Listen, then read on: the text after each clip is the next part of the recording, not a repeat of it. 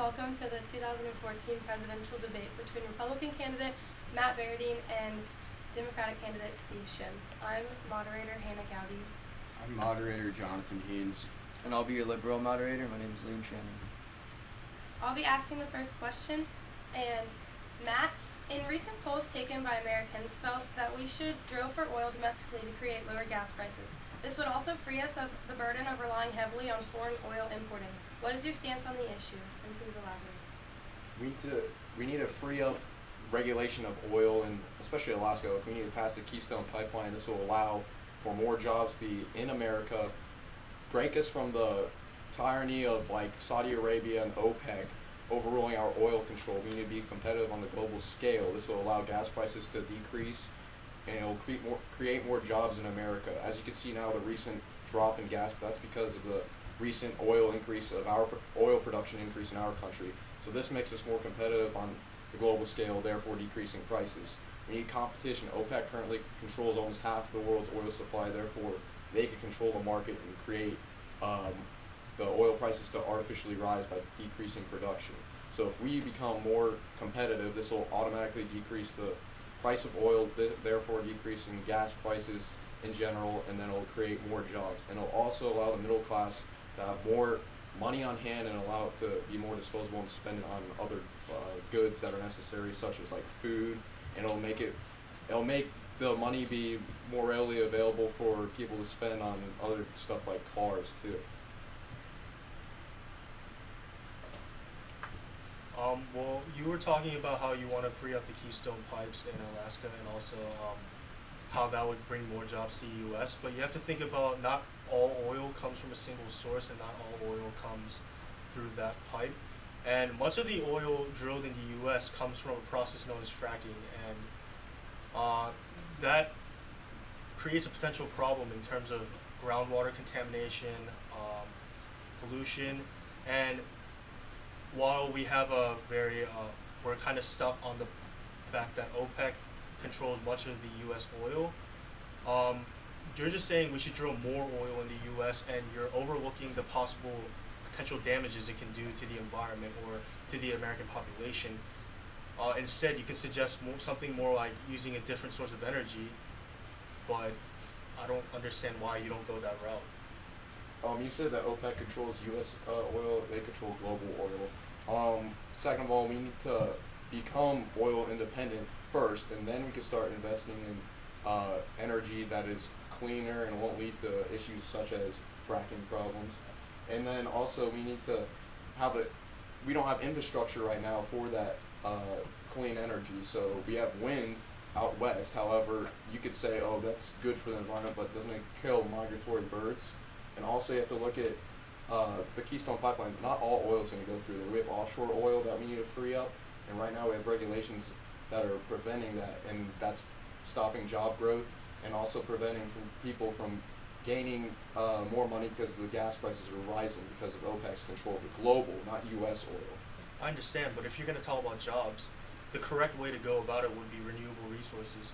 For example, you just mentioned that we don't have infrastructure based on those types of energies, and creating those things, maintaining those things will create much more jobs than drilling more oil in the U.S., what we already have infrastructure for.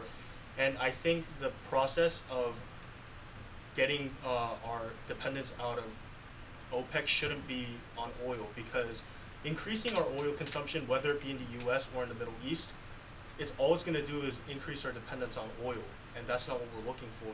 I think the better way to go about it would be to harvest more renewable energy starting now. Overall, we need to become more oil independent right now, as of right now. But like you said, we need to invest in clean energy resources. But you can't just fund clean energy resources. Look at Cylindro 3 years ago. That was a complete failure. We dropped almost $1 billion in that, and that was a complete failure. That company went out of business. So we need to let the market decide this. We can't just fund money into infrastructure, and this way that'll prevent like actual natural growth, and it'll create more waste. On the other hand, if we let the market decide, and it'll become more expensive in the long run, of course, because there's a limited supply. But as of right now, we have 100 years of oil left in the United States. So why not open that up and create more jobs as of right now, when our Okay. Yeah, just to clarify, at first you had said that gas prices are going down, and then you later said gas prices are going up. Which one are you trying to say? They will eventually go back up. As of right now, they're decreasing. But as oil, and because OPEC has control of the market, they could artificially raise it by decreasing production because they have such a large control of global oil. No, I mean they could. You also said we're producing more gas in this country. We have a net loss of the increase of oil production in this country over the past few years. That's because of export. Well, yeah, but you're changing your argument now. Before Well, I don't want to argue with you, but just to clarify, gas prices are going down because of a decrease in Also demand. because we're getting off the summer grade of ethanol, so that also decreases gas prices. So. Yeah, okay, that as well, but it's not because we're producing more, so it's not a surplus of supply. So, Steve, data from the Department of Labor and Congressional Budget Office show that raising the minimum wage to $10.10 would lift 4.2 million people above the poverty level, and that states that have raised their own minimum wage have experienced faster job growth. However, the Congressional Budget Office warns that raising the minimum wage could cost the U.S. to lose 0 to 500,000 jobs. What is your stance on this issue? Well, there are many states that have already raised their minimum wage laws. Some states like Georgia have kept their minimum wage laws low, but states like, or cities like Seattle have raised their minimum wage to $15 an hour. And I think that the main issue we have in our country is there's a high level of unemployment or poverty, and we need to get to that to decrease public spending first. And you're talking about how that could possibly decrease private jobs for up to 500,000 workers, and I think the correct way to go about that isn't to impede wage or minimum wage laws from happening. I think it's better to create jobs using different, for example, put a cap on outsourcing of American jobs, or create renewable energy to get more American jobs. And by increasing minimum wage laws, we can do both, get people out of poverty, and putting that together with creating more jobs in the U.S., I don't think we'll have a loss on privatized jobs. The problem with capping minimum wage and preventing outsourcing is that's almost communism. You can't prevent companies from going outside the country to get better deals. Money doesn't fall out of nowhere. I mean, there's a set market. So if we raise the minimum wage, it's going to increase the amount of money that it costs to run a business, and the business owners aren't going to take that loss in profit. They're just going to charge more for their product, or they're just going to fire people. Like you said, Jonathan, where you're going to lose 500,000 jobs. Well, why would you want that when $7.25 is the starting pay? So meaning if you stay there for, I don't know, 6 months, I know people at Publix, they increase 75 cents right then and there if they're good enough. And they don't start, most people don't earn $7.25 as a minimum wage when they start. It's usually $7.75. If that was the case, then there wouldn't be a market for jobs. To be competitive in the job market, companies want to raise their wages and attract workers and hire. And $7.25 is not meant for people with skills. It's meant for people with no skills to earn skills through that job and become reputable and become part of that company. So eventually they'll go up. It's not going to force. Just because you're $7.25 now does not mean that you're going to earn $7.25 for the rest of your life. Yeah. Just to clarify, I said CBO predicted it could use 0 to 500, so Okay. potentially. I'm sorry, but I think if you were going to make an argument, you should figure out what communism actually means. It's not the regulation of business. It's not government telling what people to do. That's dictatorship, and I'm not saying that's not what we're doing. Regulation of business is already happening in the U.S. And first of all, communism, I'm not saying everyone should have the same pay. That's a completely different idea. And first of all, minimum wage, the problem with minimum wage, you already said, it's for unskilled labor, which is offending, first of all. But it also brings in the problem, most minimum wage workers, because, as you said, are unskilled, they're not gonna, there's, unskilled. yes, but the problem is, most minimum wage workers cannot escape their current state of wages. Why? Because they don't get any recognition. There's no growth.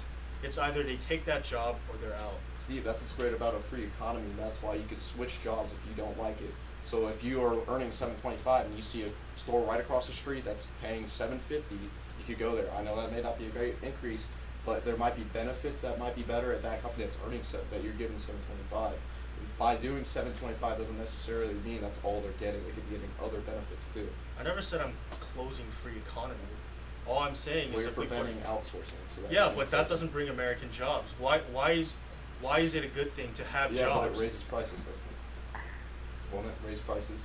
Yeah, Matt, let him finish what he said. I mean, that's if the companies as the government currently stands, the companies can't just raise prices just because their profits are lowered. If they have a profit, they're gonna stay at the profit they can make, because price gouging is illegal in the U.S. There's been issues on that with tornadoes and things that people who can't get certain resources, when there's a resource, they can jack up the price, but that's not what's happening. That was made illegal around 10 years ago.